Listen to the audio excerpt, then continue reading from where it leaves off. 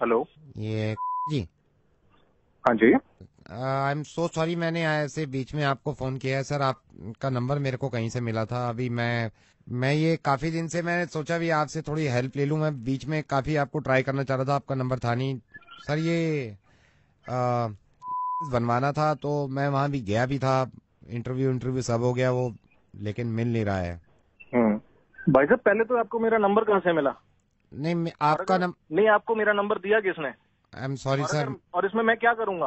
अगर नहीं हो रहा तो भैया मेरा क्या काम है इसमें? कहीं और ट्राई कीजिए आप। मतलब मैंने आपसे इसलिए फोन किया था, मैंने तो आपको एक वजह से फोन किया था नहीं नहीं, सर। मेरे पास क्यों फोन किया आपने? जो आपका काम नहीं हो रहा वो वहां जाके कराइए, मैं क्या करूंगा इसमें? नहीं सर, उन्होंने तो मना कर दिया है कि नहीं हो पाएगा। उन्होंने मना कर दिया तो मैं क्या करूंगा इसमें? तो आप करा देते सर। नहीं, मैं नहीं करा सकता ना। ये जो काम जिसका है वही कराएगा। मैं नहीं करा सकता ये काम आपका। आप वहीं पे जाके ट्राई कीजिए। Sir I am sorry but sir कुछ ले दे के इसमें अगर आप। और ये क्या बदतमीजी है? क्या ले दे के?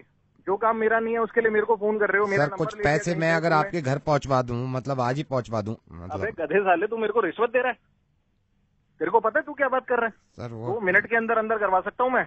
हिम्मत कैसे हुई तेरी रिश्वत की बात करने की मेरे सर से? सर क्योंकि आप सरकारी एम्प्लॉय हो इसलिए मैंने क्यों? रिश्वत की बात कर ली। तो क्या क्या क्या सारे सारे सरकारी एम्प्लॉय रिश्वत लेते हैं? तो फिर ये कैसे हो गया कि हर मुसलमान टेररिस्ट हो गया?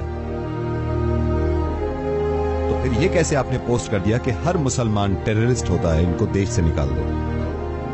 आपके बताने से पहले ही मैं इस बात को मानता हूं कि हर सरकारी आदमी रिश्वत नहीं लेता। मैं इस बात को लेकर बहुत शर्मिंदा हूं सर कि रेडियो पे आने के बाद मुझे इस तरह की बातें करनी पड़ रही हैं। जब मैं आया था ना रेडियो में, तो मैंने ये सोचा था कि सिर्फ हंसी मजाक करेंगे, किसी को समझाने की जरूरत नहीं पड़ेगी। कितनी अच्छी बात है आपकी कि आप एक गवर्नमेंट एम्प्लॉय हैं तो आप रिश्वत से नफरत करते हैं, जो कि करनी भी चाहिए। लेकिन इतनी ही नफरत एक दूसरी कम्युनिटी से, जो कि आपके साथ रह रही है, जो आपके साथ रहती थी और रहेगी।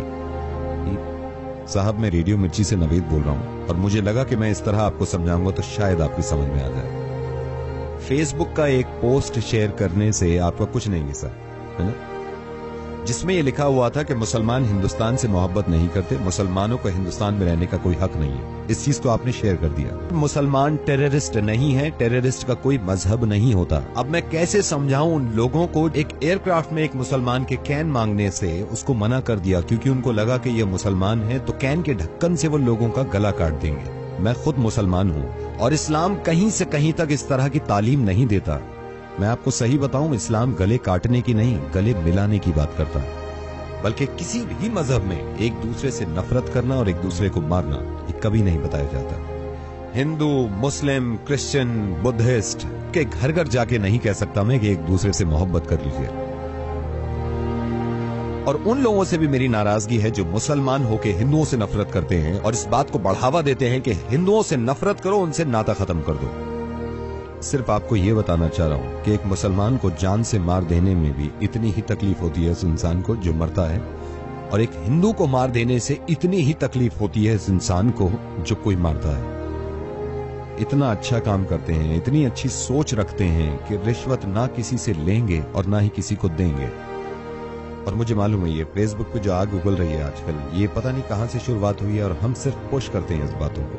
जरा सोचिए, अगर आपको इस बात का अंदाजा हो भी गया कि आपने गलती करी, तो आप जिम्मेदार हैं उन 150 लोगों के जिन्होंने ये जाके शेयर किया है। और अब आपकी जिम्मेदारी बनती है कि हर किसी को जाके बताएं कि नहीं, मुसलमान गलत नहीं होते, मुसलमान साथ में रहते हैं, मुसलमान एक दूसरे से मोहब्बत करना जानते हैं। अगर हमारे मुल्क में या दुनिया में कहीं भी कोई इंसान कोई गलत काम करता है तो उसके बाद फिर ये नहीं देखना चाहिए कि ये हिंदू है, मुसलमान है, ईसाई है, बुद्धिस्ट है। उसकी सजा एक इंसान के तौर पे उसको मिलनी चाहिए कि ये काम इसने गलत किया है।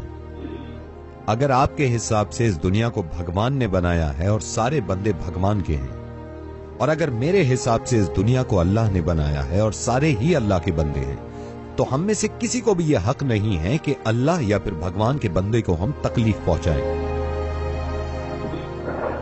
एंड आई एम सॉरी अगर कोई बात बुरी लग रही है आपको। मुझे इस बात पे ही बहुत ज्यादा खुशी है। यह भी हो सकता था कि आप फोन डिस्कनेक्ट कर देते अगर आपकी जहनियत वैसी होती, लेकिन कहीं ना कहीं मुझे ये लग रहा है कि आप बात को समझ रहे हैं। आप इस बात को बिल्कुल गलत मत समझिएगा कि मैं एक मुसलमान होने की वजह से फोन कर रहा हूं। मैं एक इंसान होने की वजह से फोन कर रहा हूं। किस तरह दुनिया को ये समझाऊं कि कोई साहिबा अगर बुर्का पहने हुए हैं तो उनसे डरने की जरूरत नहीं है। किसी इंसान की अगर दाढ़ी है तो जरूरी नहीं है कि बॉम्ब उसके पास है, क्योंकि जो इंसान अल्लाह के खौफ से दाढ़ी रखता है वो किसी का दिल नहीं तोड़ सकता, बॉम्ब से तो क्या उड़ाएगा। फेसबुक पे न जाने किसने ये शुरुआत करी थी एक इंसान के फोटो के साथ। मुझे इस बात से बहुत ज्यादा खुशी है कि मैं जिनके साथ काम करता हूं आधे से ज्यादा हिंदू हैं। 10 साल हो गए मुझे, 10 साल हो गए, आज तक छोटी सी शिकायत ना मुझे उनसे मिली ना उन्हें मुझसे मिली। इससे ज्यादा बड़ा एग्जाम्पल हो नहीं सकता हमारी मोहब्बत का।